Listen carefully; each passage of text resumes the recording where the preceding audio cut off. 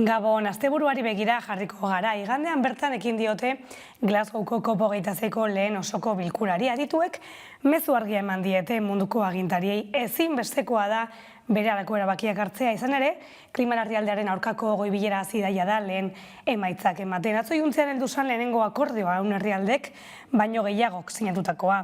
2030erako bazo eremuen suntsitzea eta lurren degradatzea geldiaraztea dute helburu. Gurean gaur magazinean, Veronika Banorenbeke Extinction Rebellion mugimendu sozialeko logistako kidea izan dugu pandearen beste aldean. Goibilerak badu bealdea eta horren arira aritu da. Hemen gaude, Glasgow, batez ere gaurko aurtengo bilara oso garrantzitsua delako, klabea izango delako. Klima aldaketaren ondorioak gero eta txarragoak direla ikus dezakegu, eta gero eta asti gutxiago daukagu gauzak egiteko. Eta ikus dezakegu nola politikariak daramatzate 30 urte kopak egiten, baina ez dute ezer aldatzen. Orduan, gizartetik presioa egin nahi dugu hor zerbait aldatzeko, ez? Orduan, beharrezko izango litzateke maila globalean akordio bat lortzea, noski baietz beharrezkoa da bai bakoitzaren lekuan gauzak akzioak hartzea, baina kasu honetan adibidez benetako konpromisoa hartu behar da herrialde guztien partez. Gauzak horrela, benetan konpromiso batzuk zehaztu egin dira, mende amaiera lurraren berotzea ez dadin 1,5 gradu baino handiagoa. Izan Gasteizen egonda gaur gure lankidea Udane Arbeo, horren inguruko azkenekoa kontatzeko. Bai, alaxe da, esaterako Eusko Jaurlaritza bertan izango da Nazio Batuek bultzatutako ingurumen klimatikoaren aldeko aliantza osatzen duten mundu osoko 22 eskualdetako bat izanik. Arantxa Tapia ekonomiaren garapen jasangarritasun eta ingurumeneko sailburua Glasgown izango da azararen 4tik 8 bitartean, eta bertan industriari, energiari eta biodibertsitateari buruzko ekitaldietan parte hartuko du. Eta erakundek eta eskualdek klimaren aldeko ekintzetan duten eginkizuna aztertuko du. Testuinguru honetan Tapiak Euskadiko Net Zero Superindustria Klusterra aurkeztu du, eta sailburuak adierazi duenez hori izango da Euskal Industriak munduko ekonomia foroarekin 2050 urterako zero emisio garbi izateko duen konpromisoa betetzeko lehen urratsa. Ekimen honekin Arabako, Bizkaiko eta Gipuzkoako industriaren deskarbonizazioaren aitzindari bihurtu nahi du Jaurlaritzak. Eta izango da, mundu mailan World Economic Forumek martxan jarri duen ekimen global baten parte. Esan genezake Euskadin isurtzen den guztiaren 46% gutxi gorabehera industriatik datorrela. Eta hori deusestea, hori jeistea izugarrizko erronka dugula, eta horretarako pres gaude momentu honetan. Eta klima zein ingurumenaz gabiltzala, azken egunotako albiste izan da Bergaran martxan jarri nahi duten pirolizi bidezko proiektua, bada Bergarako udalak kezka agertu du paper hondakinen lantegia dela eta. Bergarako udalak kezka agertu du paper hondakinen lantegia dela eta. Balogreen paper enpresak Larramendi poligonoan paper industriaren hondakinen tratamendurako ezarri nahi duen plantaren inguruan informazioa edukia ala zalantza gareagotu zaizkio Bergarako udalari. Izan ere ikusi ahal izan dute enpresak hasieran udalan egin zuen eskaeran jarri zuen jardueraren kontzeptua, eta ondoren Eusko Jaurlaritzako ingurumen sailan egin dituen eskaeretan jarri duen kontzeptua desberdinak direla. Gai teknikoak aztertuko die, eta beste zalantza Jaurlaritzari hasi dotzago ingurumen baimenarekin aurrera ingo balitz argitsu eta kontuan izateko. Aipatu bezala Balogreen enpresak Larramendi poligonoan jarduera ezartzeko egin zuen eskaera bateragarria Bergarako plan orokorrarekin, eta ondorioz udalak baimena eman zion. Une honetan igorritako hirigintza bateragarritasun txostena berrikusten dabil udala, Bergarako arau urbanistikoetara egokitzen den edo ez ziurtatzeko. Nahi dugu gure herrixan enpresa berriak sortzea eta kanpotik etorritzakoak bertan esartzea eta errotzea.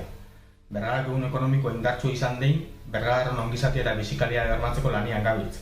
Baina ez dugu edozein modutan nahi, berme batzuk behar ditugu. Ziurgabetasun giro honek albo kalteak ere ekar ditzake, eta lehen zantzuak ikusten ari dira dagoeneko. Baldintza honetan, enpresa hau Larramendiko poligonoan esartzeak beste enpresa batzuk usatuko dituenan konfirmazioa daukagu momentu honetan. Eta etorkizuna begira, epen motze tertanean, 100 lanpostu egon leike jokuan. Testuinguru honetan udalak adierazi du hurrengo egun eta asteetan zabalduta dituzten arloetan pausoak ematen jarraituko dutela, eragile eta enpresekin gaia lantzen eta jarraipen zorrotza egiten.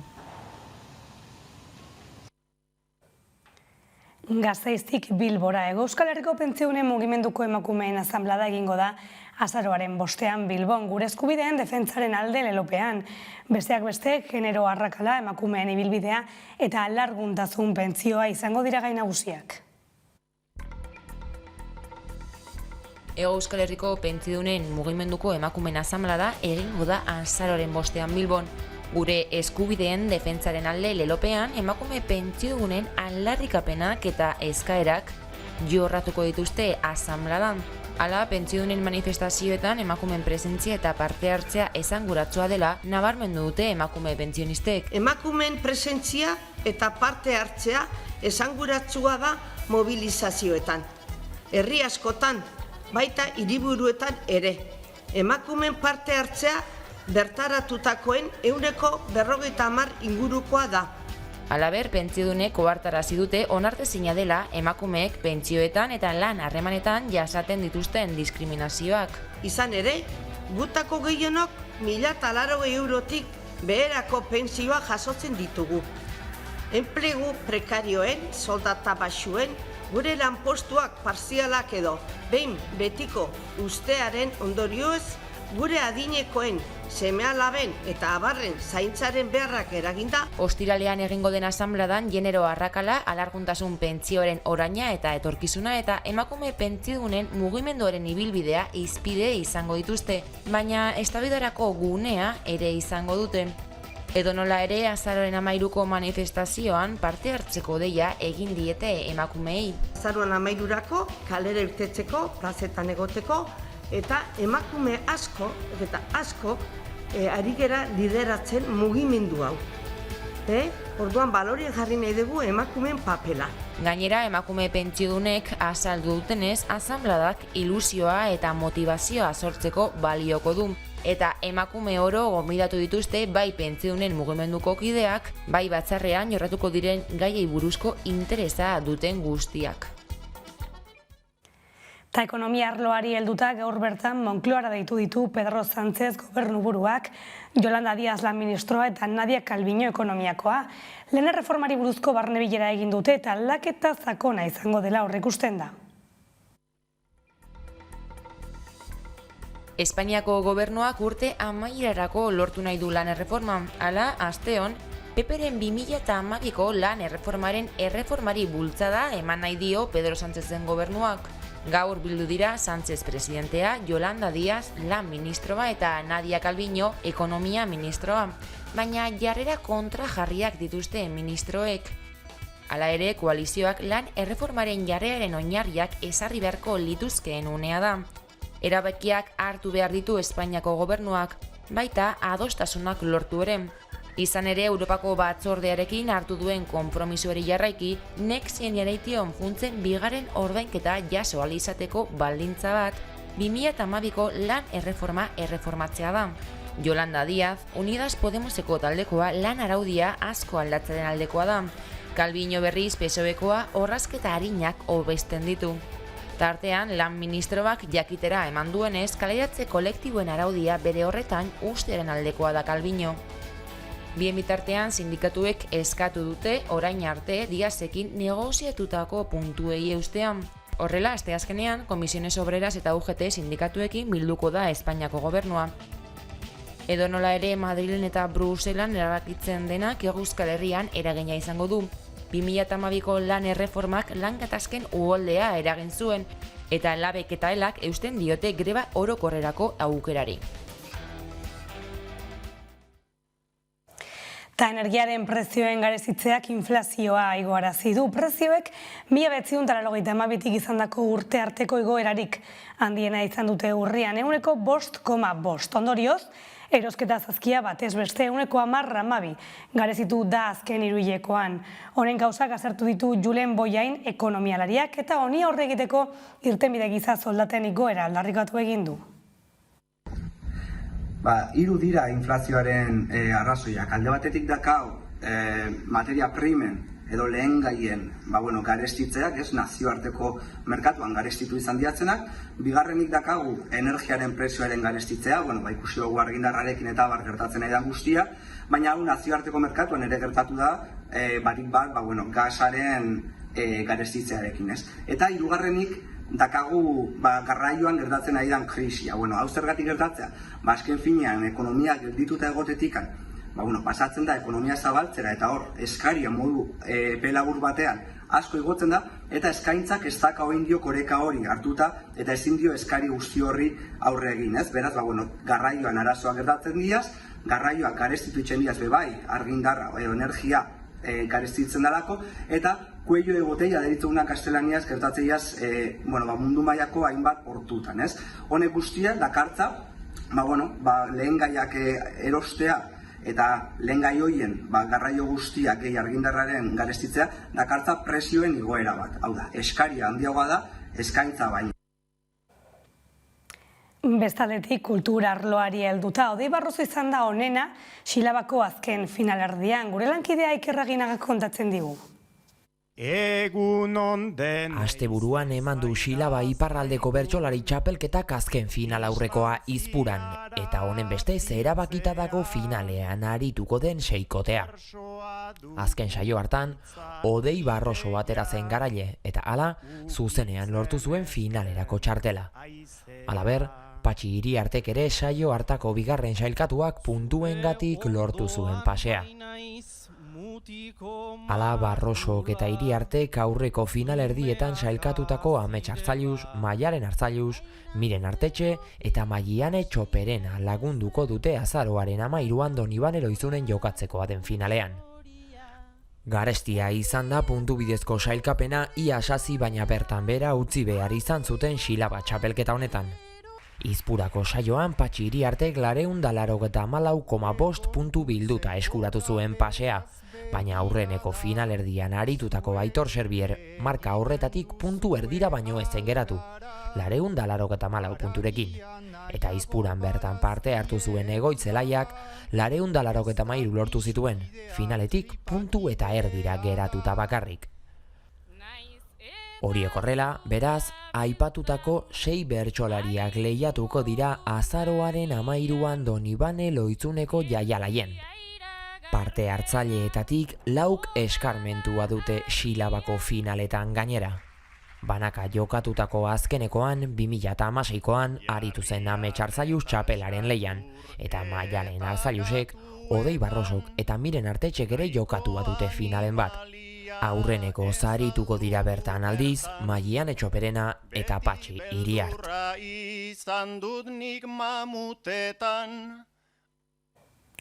Eta Nafarroan, Unibertsitate Publikoan, 4 eguneko kanpalekua abiatu dute gaur euskaraz ikasteko eskubidea aldarrikatzeko.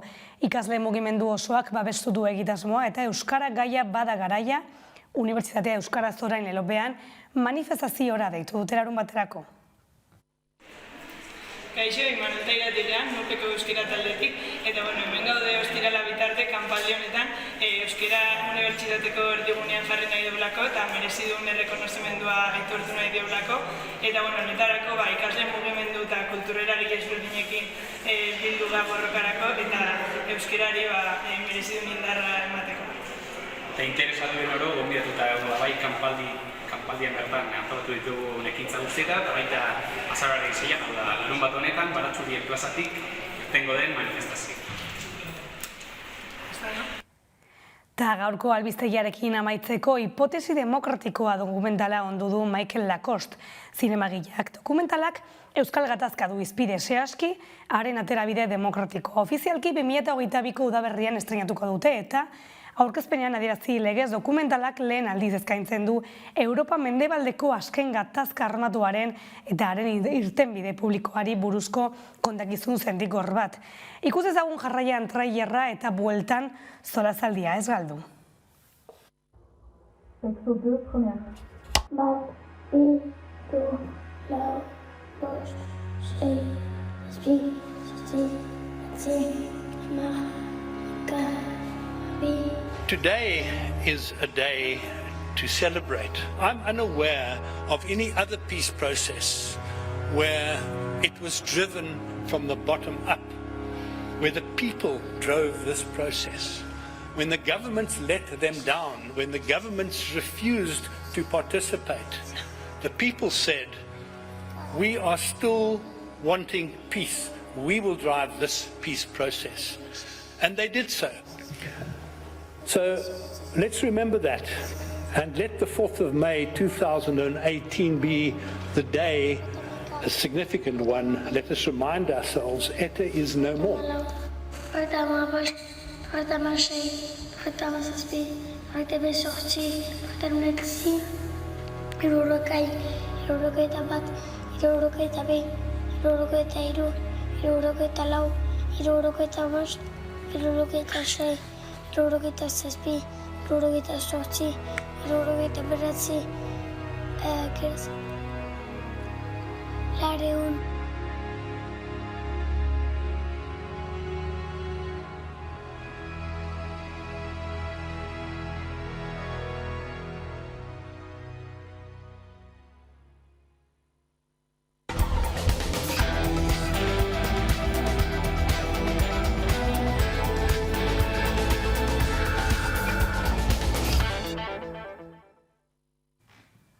Gabon berriro oraingoan, solazaldiari ekingo diogu gaur eguzkirekin, ondo etorri?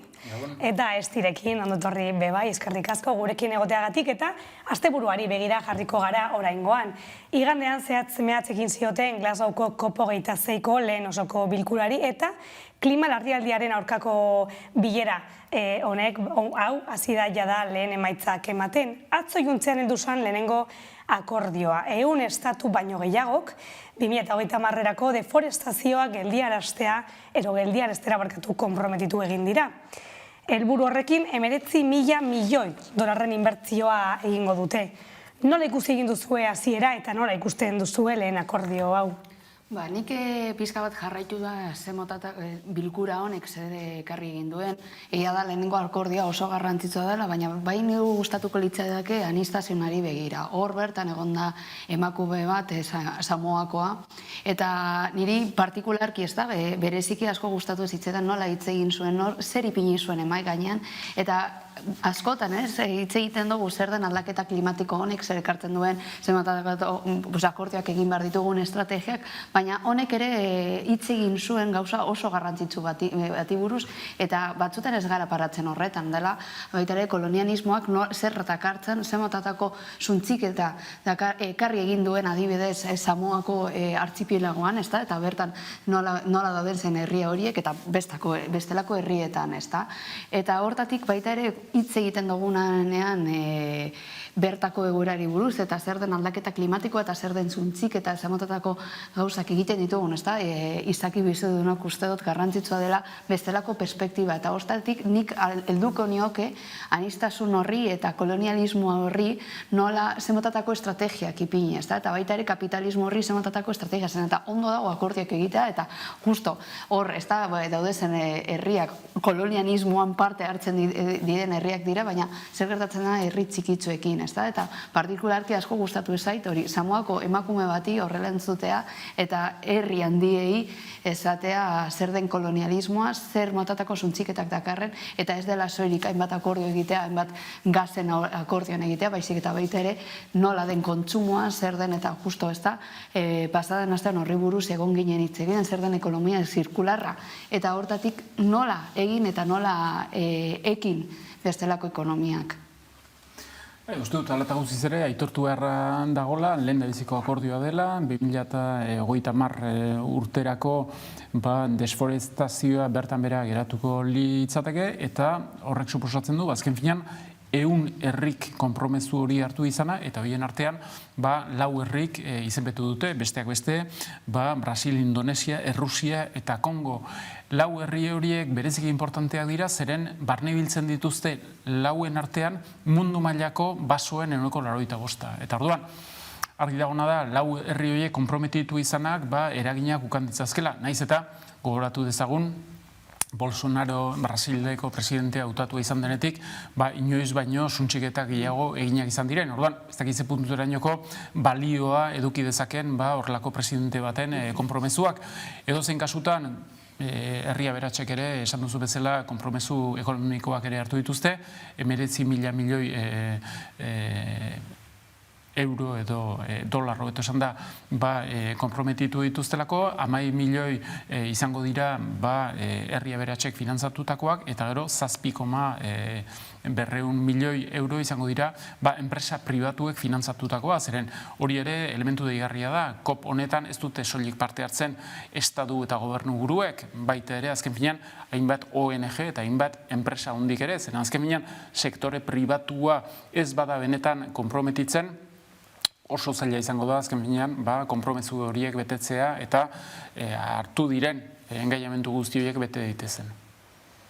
Egun hauetan jarraituko dugu akordioak eta bilera horren inguruen ganako informazioa lortzen, eta horren beste gai bati helduko diogu.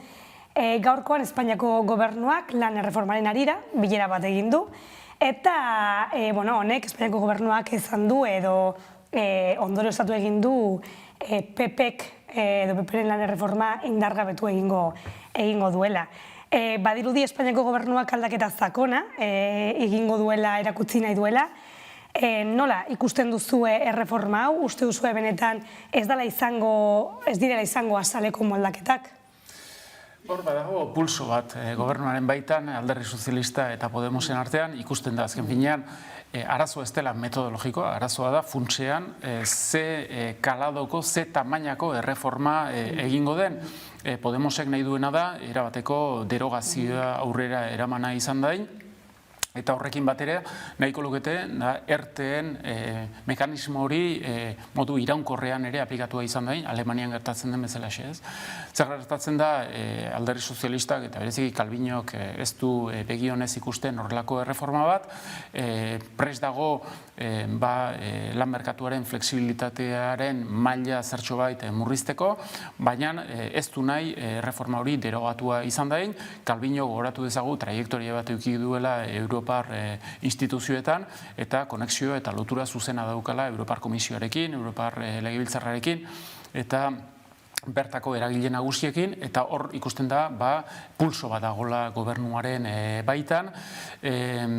Akordio delako batera iritsi dira onartuz lan ministroak gidatuko duela negoziaketa hori, baina beti ere soeko beste ministro batzuk bilera horietan eta negoziaketa horietan parte hartuko dutela jakinda, ez?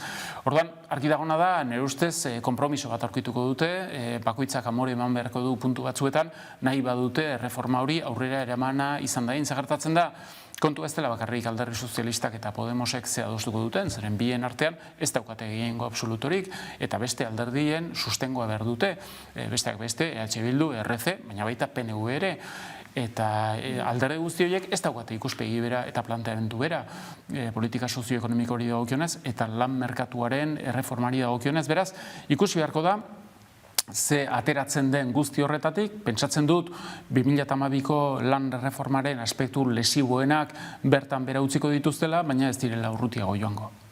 Hemen ikusi behar duguna da, alderdiek historikoki izan dituzten, ez da, pinak edo. Eta hor egon da Podemos eta eguzkiko zondo azaldu egin duen moduan, da pulso bat, baina ezkeare gehiago. Podemosen kasuan, da izan dela bere reivindikazio propioa historikoki eta beti izan duena. Eta, klaro, hor dagoena da, noraino heldu erreformarekin, eta haiek esaten dutena da, ez da PPek egin zuen erreforma laborala, baizik eta zoek egin zuen erreforma laborala eta horri heldu egin nahi dio, eta hori guztiz aldatu eta ez azaleko erreformak egitea, baizik eta barne-barnekoa.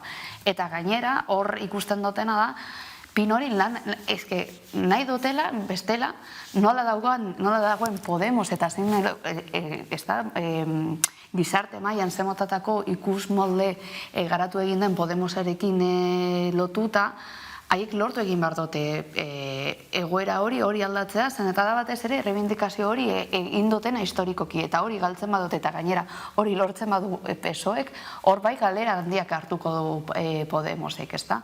Eta hor, ipiniko dute seguru eski haien indar guztiek hori aldatzeko, baina hori da soilik estrukturalki nola dagoen eraikituta orain gure gobernua, ikusi behar dugu nola moldatuko den eta noraino helduko diren eta nola izango den tirabira hori, eta nik uste dut izan badala eta egongo dela ibilbide luzea. Niri pena ematen dizen eta badirudi gobernu honetan dena behar dute ibilbide oso luzea. Eta daiadanik hemen aipatu egin dut, badauz lege asko guztiz geldituta daude zena, zen eta ibilbide hori badirudi oso luzea dela eta ez dela inora heltzen, ez da? Daukagu, ez da? Genero indarkeriarena daramagula urteak eta urteak hori, ez da? Aldatzeko eta birmoldatzeko, badaukagu LGTBI-arena, daukagu transe baita ere konkretuki legea, baita ere dago lege reforma, eta badirudi bibilbide bat eramaten dutela, baina ez dakigu nora. Eta, klaro, desadostasun horiek ekartzen dutena da, ez jakintasun bat, badirudi nahiak daude zela, baina hor badirudi gehiago dela. Nor daukan ego gehiago, eta ez doa inora, eta denbora pasatzen doa. Eta badirudi ez dagoa base inora. Eta nik esan duke, Euskal Autonomia Erkidegoan horrelako reforma bat bereziki importante dela. Gaur bertan plazaratu dira EPAren azken datuak interinitate tasari dagokionez. Eta ez dago bereziki ondo posizionatua, interinitate tasa publikoan da estaduko altuena, 42 baino altuagoa da. Espainia mailakoa 1,31koa da, alegia 11 puntuko diferentzia ateratzen dio. Eta aldiz, sektore pribatuan justu kontrakoa gertatzen da. EAN da 1,20koa eta Espainia mailan 1,24koa. Horrek esan nahi du azken finean, sektore pribatua hobeto tratatua dagoela zentzu horretan sektore publikoa baino, ez? Eta orduan, argi dagoena da, lan merkatuak erregulazio altuagoa eta handiagoa behar duela. Zeintzuk izan dira 2008ko krisiaren ostean, krisi horri hobetoen aurre egin dioten herriak. Preseski izan dira lan merkatua erregulatuena duten herriak. Bi datu aipatuko ditut. 2013an, krisi ekonomikoaren momenturik latzenean, Espainiako langabezi tasa 1,27koa zen, eta Frantziakoa 1,10,5. 5 urte lehenago, 2008an, oso antzeko langabezi tasak zituzten 1,8 ingurukoak. Horrek esan nahi du azken finean, estadu batek, herri batek, baldin badauka lan merkatu erregulatuagoa, askoz ere hobeto aurre egiten diela krisi egoerei, eta hori gertatzen ez denean, eta ongizatezko estadua ahula denean, orduan bai krisiak izugarrizko estragoak egiten dituztela. Bai, eta hori ikusi behar dugu, ez da? Nik denborarena aipatzen hemen zen, eta badauzkate oraindik bi urte gehiago. Bi urte horietan ez badituzte gauzak ondo kudeatzen, hor gertatzen ari dena da, beste alderdi batzuk gizarte mailan asko beren ganatzen ari direana. Eta hortatik eta ikusten ari garela, badauzkagu jadanik galera batzuk krisialdi eta pandemia honetatik. Eta hau ez badago ondo kudeatzen eta eguzkiko za ondo betzen duen moduan. Ez baditugu ondo aipatzen eta ondo ipintzen armadura horiek, ikusiko dugu gero ze gertatuko egingo den. Eta badakigu adibidez alderdi, edo eskuma edo ultraeskumaldeko alderdiek daudezenean hor gobernuan, justiz ez dute justo begiratzen eskubiden alde, ez dute justiz begiratzen, begiratuko dute beste interes batzuengatik, eta batez ere interes ekonomikoengatik, eta bestelako estrategia batzuk eramango dituzte orduan. Edo orain da egoera, eta ondo aurkitzen dituzte benetako akordioak, edo geroago izango da oso nire ustez nahiko kezkagarria izango dela egoera. Hortatik ezinbestekoa da orain daukaten aukerarekin bestelako mai gainean ipintza eta lehena eguzkik aipatu egin den, eta ez da bakarri Podemos eta PSOEren artean, horrelako bilkurak egingo dituztenean, uste dut beharrezkoa eta gainera gaude hitz egiten reforma laboral bati buruz, eta ez dela, ez dakit, bestelako reforma arina egin aldezaken, reforma laborala supostatzen du benetazko eta ez azaleko aldaketak ez egiteko egin behar diren estrategiak oso sakonak dira, eta hor egon behar dira beste alderdi batzuk eta beste agente batzuk, bestela oso zaila izango da bertatik ateratzea, eta gero benetan boto horiek aurrera eramatea eta izatea. Orduan, egin nahi dituzten estrategiak, askotan badirudi bakarri dela kameraren aurrean, eta gero benetan, eta sakonki ez daude zela benetan akordio horik. Orduan, ezinbestekoa da, jadanik bestelako mahai bilkurak egitea eta akordioak biltzea. Gero, hor ikusten dena da, zailtasun handiak dituztela desadostasuna kudeatzeko. Alegia, edozein koalizioko gobernutan kapazitate eduki behar da azkemina hori diskrezioz tratatzeko, trapuzekinak etxe barruan garbitzeko, eta hor ikusten dena da edozein desadostasun plaza publikoan jartzen da, izurrezko polemika sortzen du, dimentsio politiko itzela hartzen du, eta horrek ez du bat ere laguntzen konfiantza harreman bat egon da egin sozio horien artean, eta batez ere akordiotara iritsi daitezen, zeren horrelako negoziaketak publiko bilakatzen direlarik asko zaildu egiten dira eta okertu egiten dira maila handi batean, eta iduritzen zait ikasi beharko luketela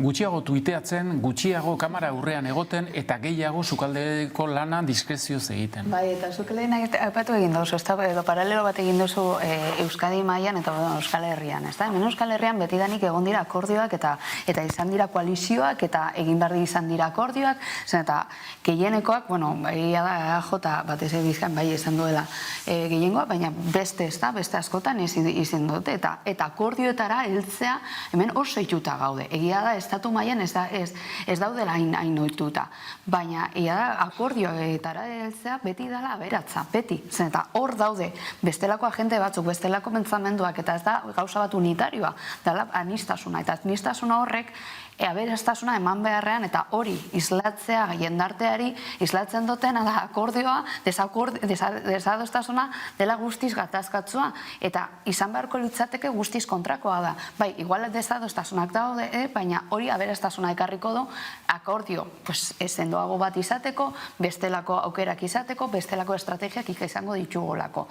Hori ez badote ondo kudeatzen, lehen aipatu dugu, egingo duten ibilbidea izango da amaitezina, eta amaituko dute 2 urteak, eta hau guztia, ibilbide hau guztia, erabiliko dute oso ondo demagogia, eta demagogia oso ondo erabilita. Eta guztiz pilota joango da bestearen kontra.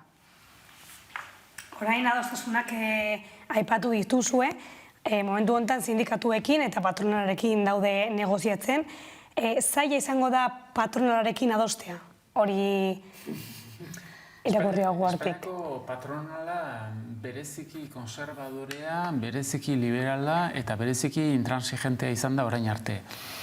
Hori posible izan da besteak beste 2012ko erreforma laboralaren ostean. Zergatik, zeren preseski nola urte bateko epe hori amaituta konbenio sektorialak eta provintzialak bertan bera geratzen ziren, horrek suposatzen zuen patronalak ez zeukala negoziatzeko beharrik. Eta erreforma horren ondorioa izan da dialogo soziala eta negoziazio kolektiboa oso kaltetuak atera direla, besteak beste sindikatuen eta patronalaren arteko indarreman hori erabat patronalaren aldekoa izan dela. Horrek eragindu, azken finean, patronalari nahikoa zitzaiola bere posizionamentuak mantentzea, bere interesak aurrera eraman alizateko. Hor, erreforma laboral horren aspekto lesibo hori bertan bera geratuko balitz, horrek esan nahiko luke, konbenio kolektibo berriak adostuak izan daitezen, berriz ere eragile sozialak izketan eta negoziaketan hasi beharko liratekeela. Eta horrek pixka bat berriz ere orekatuko lituzke harreman horiek. Gaur egungo egoeran, iduritzen zait, itxaron behar baldin bada COE-ren jarrera aldaketa bat, luzaroan itxaron daitekela, naiz eta ikusi den, azken bolaran, batez ere soldata minimo interprofesionalaren inguruan, COE-re inkorporatu egin dira akordio horietara, eta prestutasun delako bat erakutsi duela, ez? Orduan, horrek agian atea irikia utzi dezake, baina iritsiko da momentu bat non desadostasunak egongo diren eta non gobernuak bere ardurak eta responsabilitateak hartu beharko dituen.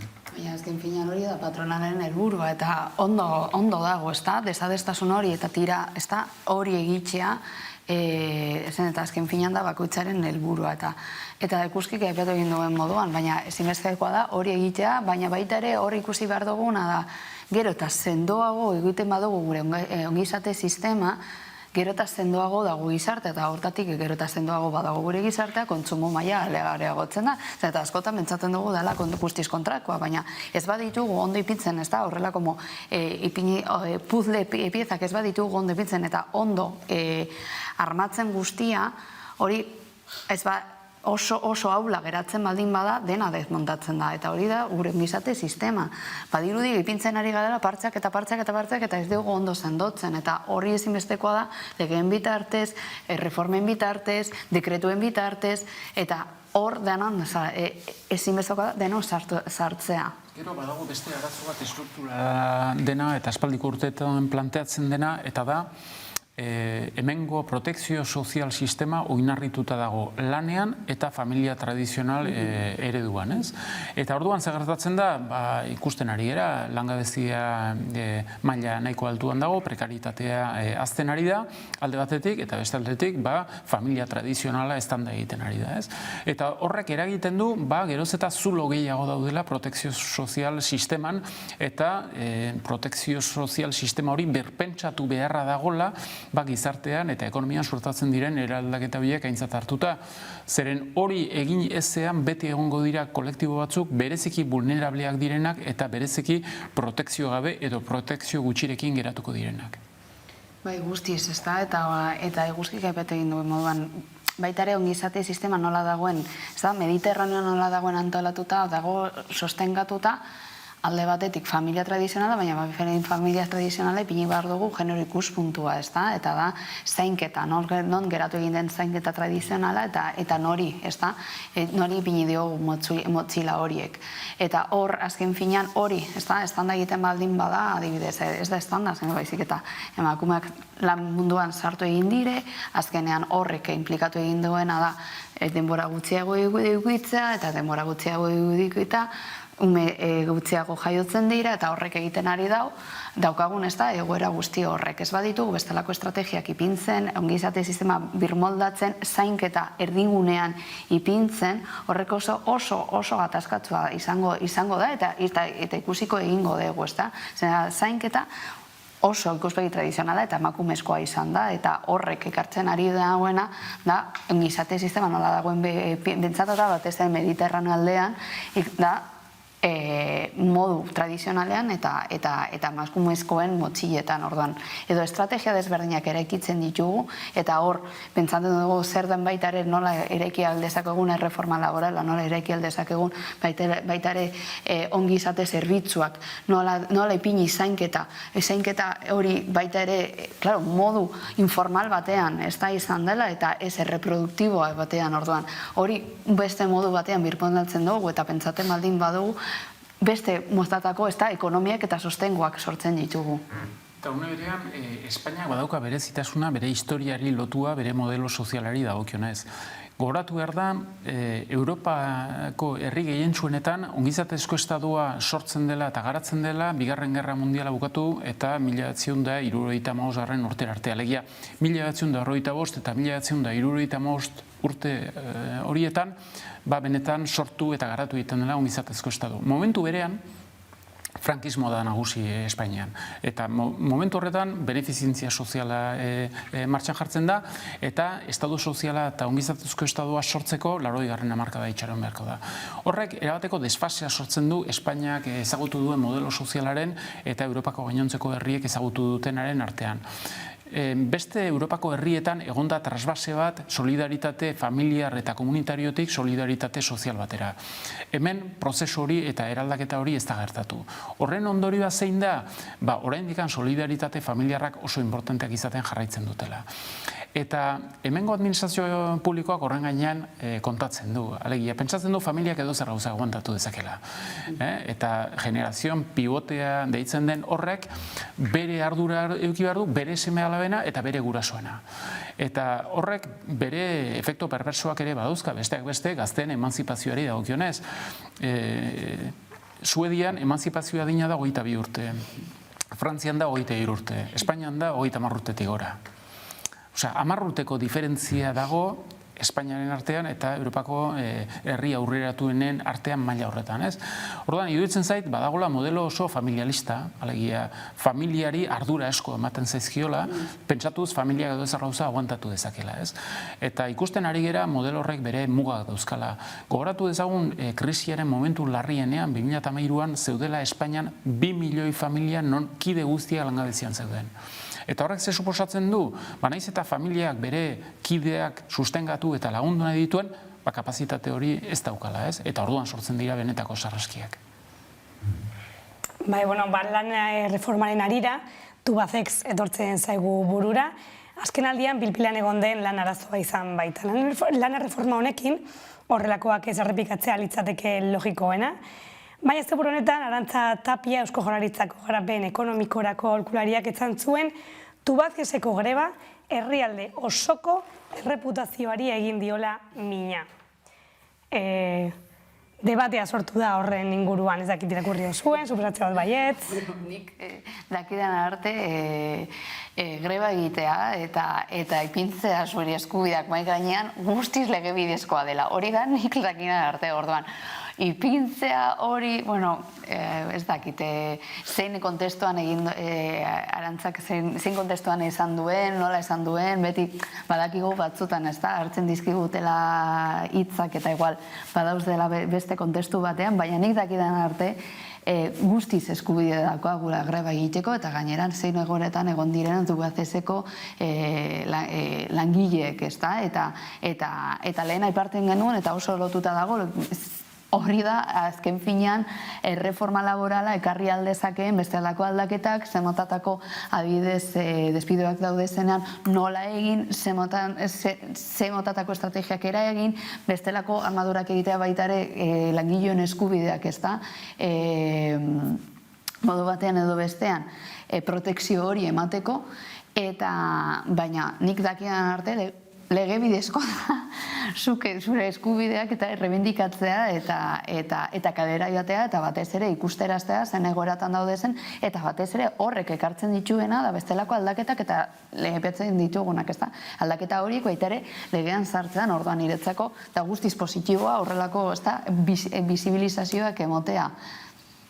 Tubacexen kasua paradigmatikoa da. Alegia, gogoratu behar da, ere bat martxan jarri zuela, enpresak argudiatuz arazo estrukturalak zeuzkala. Eta galera importanteak zeuzkala, eta horren ondorioz, ez zeukala beste remediorik, 150 langile kanporatzea, eta ere horren bitartez. Langileak mobilizatu ziren, protesta egin zuten, greba egin zuten, tribunaletara jo zuten eta tribunalak langilei arrazoia eman zien.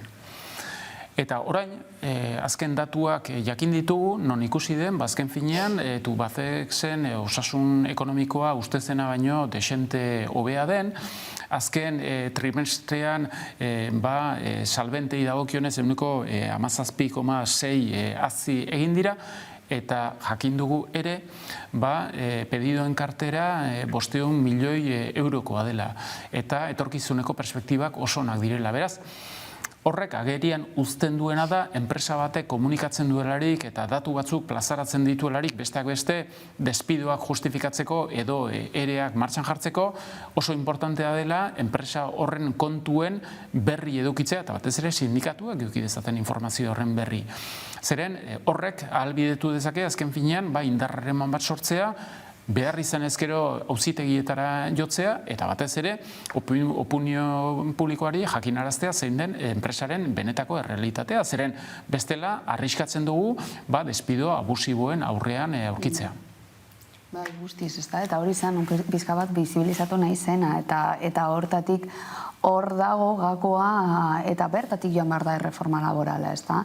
Ea zemotatako estrategiak eta zemotatako zirkurak egin aldira horrelako despido masiboak ez egiteko, bestelako estrategiak eta transparentzia, ez da, baita ere, eta askotan horrelako enpresetan ez dago inolako transparentziatik, hartzen dira hainbat erabaki, eta erabaki horiek ez dira denborarekin transmititzen, ez dago transparentziarik baita ere, ez dago bestelako protekzio eta gero zen egoratan geratzen diren langileek. Eta hori da beharrezkoa, eta horretarako dago, erreforma laborala, eta hor dago gakoa, eta hori ez da bakarrik pepen gertatu, baizik eta PSOEk jadanik astu, egin zituen, eta, salto egin zituen hainbat eskubide eta langebideen eskubideen, eta hortatik horrei hartu behar diegu zen, eta bestela hori da, como pilota bat ez dena amaitzen, Eta tu bat ezena, konkretuki, nire ustez da, justo espresuki ematen ari den, eta da adibide bat, herrialde honetan gertatzen diren hainbat despido improcedente eta egoera bezala, orduan. Nik uste dut ez dela guztiz, hori izango du mantza bat bezala, baizik eta guztiz kontrakoa da ikusteraztea zer gertatu alden ez badaukagu erreforma laboral egokia, ez badaukagu protekzio hori, ez badaukagu gizarte sistema egoki bat, eta noraino heldu algaren. Eta aurreko gaiari erabat lotua dago, zeren 2012ko erreforma arte edozein erek behar zuen baimen administratiboa. Alegia, autoritate administratiboak baimena eman behar zuen olako ere bat aurrera eman ahal izatea. Zer gertatzen da, 2012ko erreformak baimen hori bertan bera uzten du. Ja ez da beharrezkoa baimen administratibo hori edukitzea. Eta horrek, preseski, ate irekitzen dio horrelako abusuak gertatzeari. Bai, eta, bizkatzu azaldia amaitzeko, gaia zelatuko dugu. Aurreko astean, Larderoko herrian, Errioxan, 54 urteko gizon bat atzilotu zuten, 9 urteko mutiko bat hilegin zuelakoan. Antza denez, aurra parkean lagunekin jolasean ari zela, gizonak engainatu zuen berarekin joateko. Ustezko hiltzaileak aurrekariak ditu hilketagatik. Eta justu datu hau izan da debatea sortu duen. Auzokidek esan dute gizona beste binezkatzu eramaten saiatu egin zela horreko egunetan, eta poliziak jaramon egin itzan baliek krimen hau ekidin zitekeela. Espetxe zigorra sistema penala zalantzan egonda egun hauetan. Orduan, pixkat igual komplikatua da horri erantzun bat emotea, baina horre orokorrean zuentzat. Aldaketak beharrezkoak dira, bai, ez? Nik uste dut oso garrantzitsu dena, batez ere entzun egin ditudanagatik beste komunikabideetan gauzak irakurrita, eta espetxe sistema ezinezkoa izatea dela debeku moduan bihurtzea, hau da. Eta badirudi, eta begira, klaro, aktezenteaz, eta gainera kontatu egin behar ditugu gauza, kontatu egin behar diren modun, eta klaro, oso honegaz, badirudi batean etortzen dela, eta beti pintzen dugu horrela, irudi bat gizon gaizto modun, eta ez dakigu ondo nondik datorren segretatzen den, eta hortik, historia bateko, eta horrekin lotuta baitare indarkeri matxistari buruz hitz egingo beharko genuke, eta lehenetik baitare egin zuen indarkeri matxista, eta horrekin lotuta uste dut garrantzitsuena izango litzateke dela, ez da inbeste espetxe zigorrei buruz edo zigorra modu hitz egitea, baizik eta berzigertatzeratze prozedura horretan zematatuak estrategiak eraman behar ditugun. Eta horretan bai ez daukagula inondik inora bestelako estrategiak eta nola dagoen ez da gure espetxe sistema pentsatuta, ez dago pentsatuta bizertateratzeko, baizik eta dago pentsata zigorra sustatzeko.